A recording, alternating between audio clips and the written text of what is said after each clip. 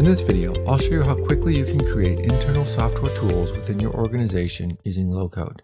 For sake of this demo, let's suppose that I work for a bicycle manufacturer and management has asked me for a few different pieces of internal software: a sales dashboard, a couple of applications to manage customers and also one for orders, and an interactive sales report. And they want it all wrapped up in a secure portal. So that's what I'll be building in this video. But keep in mind, these are just a few examples. Internal applications really include anything your business needs internally. There's no set definition of what they are because they all depend on your business needs. My goal here is to show you how easily you can create these internal tools, whatever they may be. Sound good? Okay, let's dive right in, and I'm going to start with the dashboard. Now, before the video, I created a demo of what we'll be building. It's a simple dashboard that displays some important charts for our fictional company. And we're going to build this in under 10 minutes. Sound good? Okay, let's get started. I'll be using the Empower development platform as it really simplifies application development and has very powerful reporting and dashboarding features. Empower creates any type of application that you need, but for this video, I'll start by creating a blank dashboard. Now, I just need to fill it up with the charts that management is asking for. And let's add the first one, which will display product sales by month for this year. To do that, I'll need to create a chart over a data model, and I'll walk you through the process. It's really easy to make. Empower works over your existing database tables, either on-premise or in the cloud. It's up to you. I'm working over a MySQL database and have a bunch of database tables to choose from. So I'm just grabbing the fields I need out of the table that stores my order data, and I only need a few here.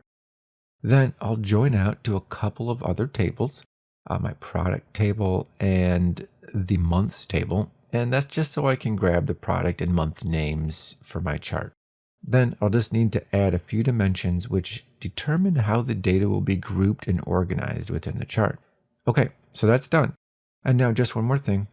I want to add a filter to only display data from 2025. And once I save that, we should be all set. I now have a data model that I can use for my chart. Let's make the chart now. I'll give it a name and then choose the chart type. And you know what? I'll just keep this as a column chart. Now I just need to tell it how to chart and group the fields up here. And one more thing before I preview what we have, I want to adjust the labels over here so it will display the month name and the product name instead of the product number. And let's make sure we show the legend and the value labels. Let's preview that, and it's looking okay. There's a lot of data in there, but I'll fix that after we add this to our dashboard. So let's click Finish and do that now. Great, we have our first chart. Now, I want to add a dashboard filter so the user can control which product class gets displayed, because right now it's displaying all of our products, and that's just too much data for this one little box. So I'm creating a filter that will let users choose from our different types of products. And this company sells 3 different types: bicycles, accessories, and clothing. And I've just created a drop-down list that will let users select which one they want to display. And I'll make it default to the number 100, which is the product class number for bicycles. Then all I need to do is add a listener to that chart I just made to tell it which field to place the filter on. And that's it. Now, if I want to display only bicycles, I'll choose that in the filter and apply it. Our chart is much more readable now, and I could also go and select accessories instead, or even clothing up here if I want to see that. The nice thing is that I can use this filter for any chart in my dashboard by just attaching a listener to any chart that I would need. So we have our first graph in our sales dashboard. Now let's add some more. I'll use the same process as you just saw, but over different data models. And I'm going to build those new data models in the background and then skip the video ahead, as it's the exact same process that you just saw. And I don't want this to get too repetitive. Okay, so I've built those data models. Now I can create some charts over them. For the next one, I want to compare sales numbers to the sales forecast by each region.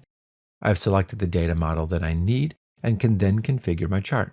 Let's give it a quick title and then choose which fields I want to chart and group. Also, this time, let's make it a line chart and then preview what we have here. It's looking good. but I do need to adjust the labeling here. So I'll make labels to differentiate between forecasts and sales, and then add the region name. Finally, I'll check these two boxes again for the labels. Now, when I preview it, I think it's pretty good, so I'll add it to the dashboard. It's coming together nicely. In just a few minutes, I've created a chart to compare sales and forecast data this year, and another to display product sales by month. Now, I'd like to rearrange the layout just a bit.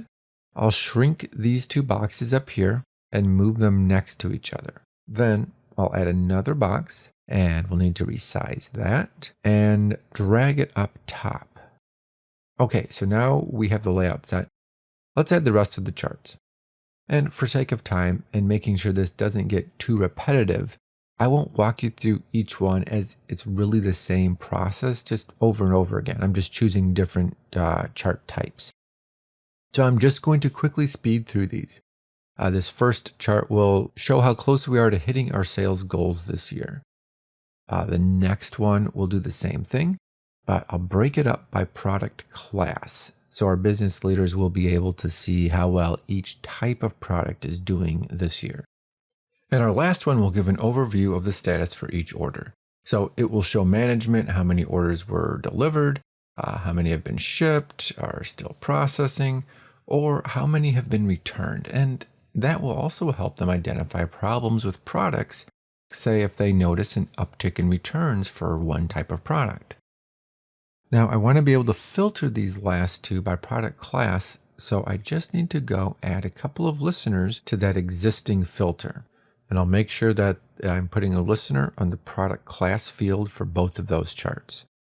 Now if I choose a product class from this dropdown up here, it will filter out those three charts and let my users see this data by different product types. And if I ever want to swap one chart out for another, change a chart type, or use a different data model altogether, I can easily just click on this and edit each one. Now, all that's left to do is click this share button up here to get a link so I can let others in my company use it. Of course, I can turn on security to limit who can access this dashboard, but I don't need to do that here. All right, we have our dashboard all ready to go. Now let's move on to the other internal apps. I'll start with an application to manage our customers. I'm creating a new maintainer since this type of application lets me view and maintain data in my database. And I've selected the data list with web form template, which is basically a CRUD application that lets me create, read, update, and delete data. I'll need to grab fields out of the customers table, and I'll just grab them all here. Then I'll tell Empower how this data should be sorted. And I'm going to sort by customer number. And that's it. Now there's more I could add, like filters, calculations, or even custom business logic, but I'm just building it now as I don't need any of that this time. And what you just saw is the basic build process for all application types in Empower, except of course the dashboard. It's really fast, and you can customize everything at the end, which I'll show you in a second. Let's quickly run this first to see what it looks like out of the box. It shows me all of my customers, but also has some nice built-in elements up here, like pagination, sorting, a way to filter the data by any column, and a way to add new customers up here. I can also click here to copy or delete records. And finally, I can edit each one here. And this is just the out-of-the-box layout, but I can customize it however I want, which is what we'll do now. I've opened up MPainter, which is Empower's visual editor, and I can customize anything in here. I could even clear everything and start from scratch if I want to.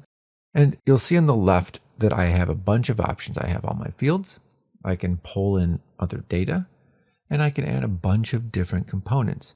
I won't get into everything it can do as that would just take too long. All I want to do is add this button up here to say add new customer. And then I'll open up the web form view so I can change the layout and do a few other touch-ups. First, these two fields are too big. So let me change them to input boxes, and that's pretty straightforward. Then I'll just rearrange this form a bit. I can split rows and drag fields to where I want them to be. My goal here is to just make a more compact form that's easier to use. And I'm speeding through this process as it's pretty self-explanatory. Okay, so that's done. Let's check it out.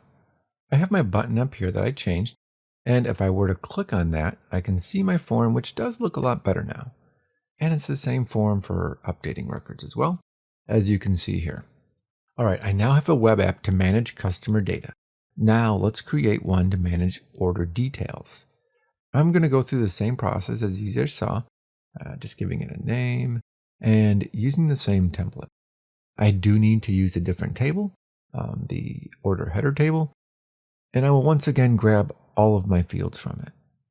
Now I'd also like to join out to some other tables, and Empower makes that really easy to do. In this case, I just want to grab the customer name so I can use that in my application. I'm going to join out to a few other tables too, but I'll do that in the background and skip ahead so this doesn't get too repetitive. All right, I've added all my fields. Now I just need to tell Empower how to sort this, and I'm going to sort by order number. And that's it. I can move on to the build step. And once again, that's the build process for nearly any type of application you need. The template I chose at the start plays a big role in what the application does, but remember, I can still customize or change anything after I build using MPainter. Let's jump into MPainter now and make some changes. First things first, I do have a lot of data in this table, and I don't really need to show all of it, so I'll go through and delete some columns. This data will still be available in the form view, or if the user clicks the view option on any record. I just don't want all of it in the table, as it makes the table too long horizontally. And I'll rearrange some columns in here as well, and Empower gives me a drag and drop option, which makes that really easy. Okay, I'm done with that. Now I'll just go and rearrange this form, but I'm going to do that in the background as you've already seen this process, and I don't want to make this video too repetitive. Okay, I'm done rearranging the form. Now there are a few things I can do here to make this form a little better. First, I'll turn this customer number field into a drop-down that displays the customer name, and I do that using a data model once again. And this is super easy. I just need the customer number and customer name. Once I have that, I can set the customer number as the value and customer name as the description. And once that's done, I will sort this by customer name, so it's alphabetized. That way, I don't need to worry about someone typing in the wrong customer number, as they can just select the name from the dropdown. And now I'm going to convert a few more of these inputs into dropdowns, but I'll do that in the background and skip ahead, as it's the exact same process and I don't want to bore you. All right, so I'm all done with the form. One more thing before we check it out. I'd like to add a smart link on the customer name here in the table. I'm going to link it to the customer application that we just built. And this smart link is passing the customer number to that application, so it will only display that one specific customer's data. Make sense? Let's save this and check it out. Now I have a nice table to view my orders and a nice form to edit each one, complete with a bunch of drop-down boxes to make things easier. Also, we have this link on the customer name that brings us right to that customer entry. And this lets us create all types of applications in Empower and then just smart link everything together to create really complex systems or applications. Actually, I'd like to open up that customer list I made earlier and also add a smart link on there as well. I'll add it to the customer name and we'll link out to that order list that I just made, passing the customer number once again. And this way I can click on a customer name in that application and view all of their orders, which is a very useful feature. Okay, we're almost done with everything we need. Last thing I need to build is a nice interactive sales report, and you'll notice that it's the same build process as before, only with a different template. In this case, the interactive report template. Then it's just a matter of choosing the data that I want to display in this report, and that's coming out of the order header table again. And I'm not choosing everything, just a few fields that I like to run a report over. Then I'll join out to the products table and grab the product name, so we can use that in the report. And finally, I'll join out to the regions table and grab the region name for the same reason. Then I just need to add a few dimensions in here, which determine how the data will be grouped and organized in the report. And let's make sure we're subtotaling on all of these. Okay, so that's done. Now I can move on to the build step. And I hope you're seeing the power of this approach, where I can build just about anything really fast using the same process and then customize it however I want, and then link everything together to create more complex applications. And you can really build anything you need with this approach. All right, so the report is done building. Let's jump right in. The great thing about an interactive report is the fact that I can view my data from any angle. For instance, suppose I want to view it by region, year, and quarter. I just drag those dimensions where I want them, and I can then drill down and see more information. But what if I want to see products sold by region and year? I can just drag these around again and see the data that I want. Or suppose I want to view it by year, product class, and product. That's really easy to do. These interactive reports are great for visualizing your data from really any angle. So I now have the 4 different internal applications that I wanted to build. Now let's wrap all of these up in a secure portal. First things first, I'll need to enable security in here, which will force users to log in. And I already have a handful of users in here, and you'll notice that they have different roles. And I'll use those roles to limit who can see what in our portal, okay? Now it's just a matter of adding everything we built as menu options within the portal. So I just need to choose the application, which here will be the interactive report. Then I'll give it a short description to let people know what this does. Then I just need to add an icon, and I'll find a nice chart icon here. And finally, I'll assign this to the executive role, so it will only appear for business leaders within our company. And there, I've added my first application to our portal, and I'm going to go through and add the rest of them in the background so this doesn't get too repetitive, as it's the exact same process every time. All right, I'm done. I have the 4 applications in there, and one thing to note, I've limited the report and the dashboard to the executive role only. And now let's check it out. I'll first log in as an executive, which should let me see everything. There, I have my portal and can then click on any option to view that application. And you'll notice that by adding menu options, it also created navigation appear at the top so I can easily select a different application if I want. If I click on home up here, I can go back to the portal's main screen.